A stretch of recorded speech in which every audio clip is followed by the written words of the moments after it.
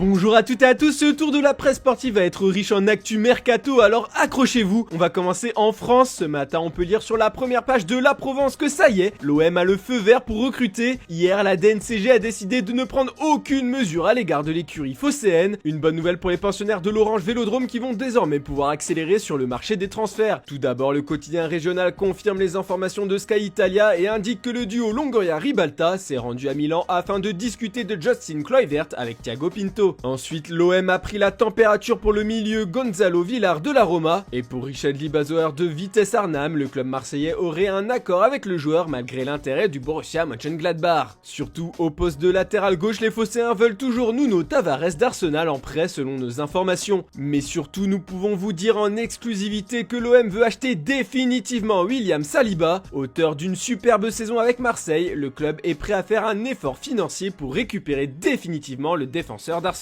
Il va falloir être habile pendant les négociations car c'est un dossier qui pourrait grimper jusqu'à 40 millions d'euros. En Espagne, le Real Madrid prépare encore l'avenir en allant piocher dans le riche vivier brésilien. Ce matin, on découvre le jeune attaquant de Botafogo, Mateus, sur la une de AS. Âgé de 18 ans, c'est l'un des talents les plus prometteurs du Brésil. Il est dans les petits papiers de Juni Calafate, l'homme qui a déjà fait signer Vinicius, Rodrigo et Valverde à Madrid. Au Brésil, il n'est pas encore un titulaire, mais il entre progressivement dans les plans de l'équipe noire et blanche. Mais il faut préciser qu'à 16 ans, 6 mois et 3 jours, Mateus est devenu le plus jeune joueur à faire ses débuts professionnels dans l'équipe de Rio. Le journal espagnol estime que le prix du jeune homme est de 7 millions d'euros, mais attention, lorsque Botafogo lui a donné son premier contrat professionnel en 2020, ils ont mis une clause libératoire de 50 millions d'euros. Pour l'instant, Madrid suit ses pas et son évolution avec attention et pourrait le recruter prochainement pour le faire s'acclimater à l'Espagne en jouant avec la Castilla sous les ordres de Raúl. Du côté de Barcelone, c'est Robert Lewandowski qu'on aimerait bien voir être dirigé par Xavi. D'après Sport, le Barça va lancer l'offensive finale pour recruter le Polonais. Les Blaugrana vont soumettre au Bayern Munich une offre de l'ordre de 40 millions d'euros pour l'attaquant la semaine prochaine. Malgré l'inflexibilité dont a fait preuve jusqu'à présent le club allemand, le Barça espère trouver un accord avec le Bayern avant la mi-juillet. Les culés ne veulent pas que Lewandowski débute la pré-saison avec Julian Nagelsmann. Puis quand un joueur part, il faut un remplaçant. Alors les Bavarois ont déjà officialisé l'arrivée de Sadio Mané il y a quelques jours, mais d'après AS, Munich ne compte pas s'arrêter là. Le champion d'Allemagne se lancerait à l'assaut de Cristiano Ronaldo. En effet, d'après les journalistes espagnols CR7, qui avaient pourtant déclaré vouloir rester à Manchester United, qui jouera l'Europa League la saison prochaine, aurait tout simplement changé d'avis et voudrait maintenant quitter le club. Dans l'entourage de Cristiano Ronaldo, l'intérêt du Bayern Munich est connu et il est vu d'un très bon œil. Ce projet pourrait être jugé très intéressant, il n'a jamais joué en Allemagne pour l'instant, le challenge pourrait lui plaire avec une équipe compétitive. Car du côté de Manchester United, on pédale dans la semoule sur le mercato, pourtant les Red Devils ne sont pas inactifs sur le marché des transferts, mais il ne conclut aucun accord final. Ce matin, le Daily Star nous apprend que le manager Erik ten Hag galère pour recruter Tyrell Malacia du Feyenoord Rotterdam. La faute à qui? À l'Olympique Lyonnais. Le 29 avril, nous vous avions révélé en exclusivité sur notre site que les Lyonnais étaient très intéressés par le joueur. Le club néerlandais s'attendait à une guerre d'enchères entre United et Newcastle pour la star néerlandaise. À la fin, c'est en France que le latéral gauche de 22 ans pourrait faire ses valises. Les propositions des Rodaniens sont pour l'instant trop éloignées de ce que le Feyenoord attend, à savoir un chèque compris entre 15 et 20 millions d'euros. De Télégraphe ajoute que Feyenoord veut prendre son temps et jouer la montre, le club attend sûrement une grosse offre anglaise pour l'international orange. On part en Italie maintenant. Ce vendredi, le Corriere dello Sport ouvre son édition du jour avec Mathis de Ligt qui souhaiterait quitter la Juventus Turin pour la première ligue. Il reste 2 ans de contrat au défenseur de 22 ans et d'après le média italien, la Juve et le clan du joueur ne se sont pas entendus pour une prolongation. Du coup, la Juve accepterait maintenant de le laisser filer si une offre conséquente arrive sur la table. Bien évidemment, les clubs anglais sont sur le coup. Manchester United, Manchester City et Chelsea seraient sur le dossier. Le néerlandais a une clause de départ fixée à 120 millions d'euros, mais 80 millions pourraient satisfaire les dirigeants bianconeri. Du côté des arrivées à Turin, ça coince pour Di Maria, du coup le club a rapidement trouvé une alternative. La Juve veut Nicolo Zaniolo à tout prix d'après Tuttosport. Le milieu de la Roma plaît énormément à Allegri. Enfin, quand on parle de la Juve en ce moment, on est obligé de parler de Paul Pogba. La Gazzetta dello Sport annonce qu'il y a un accord total entre Turin et la pioche. Allegri, Pogba est de retour, titre le journal au papier rose. Il aurait signé un contrat de 4 ans et devrait toucher 8 millions d'euros par saison, plus 2 millions à chaque fin d'année. La Gazzetta s'amuse même à deviner son nouveau numéro de maillot. Il devrait reprendre le numéro 6 qu'il portait autrefois et devrait refuser de porter le 10. Enfin, on va terminer ce tour d'Europe avec Gabriel Jesus. L'attaquant de Manchester City est courtisé par Arsenal et Tottenham depuis plusieurs semaines. Le Brésilien n'est pas contre un départ car avec les arrivées de Haaland et Alvarez, sa place de titulaire semble compromise. Il veut s'assurer d'avoir du temps de jeu pour pour convaincre le sélectionneur brésilien de le prendre pour jouer la prochaine Coupe du Monde. D'après le Daily Mirror, Jesus a tranché entre ces deux courtisans, c'est Arsenal qui va pouvoir réaliser le hold-up de l'été comme le titre le tabloïd. Il faut dire que Tottenham s'est retiré de la course. Selon le Daily Star et le Daily Express, les Gunners sont sur le point de recruter Gabriel Jesus pour près de 60 millions d'euros. Une somme que l'on peut juger conséquente, mais que les journaux anglais jugent raisonnable quand on pense que Mikel Arteta a absolument besoin d'un excellent buteur depuis le départ d'Aubameyang et Alexandre Lacazette. Voilà, c'est tout pour ce vendredi.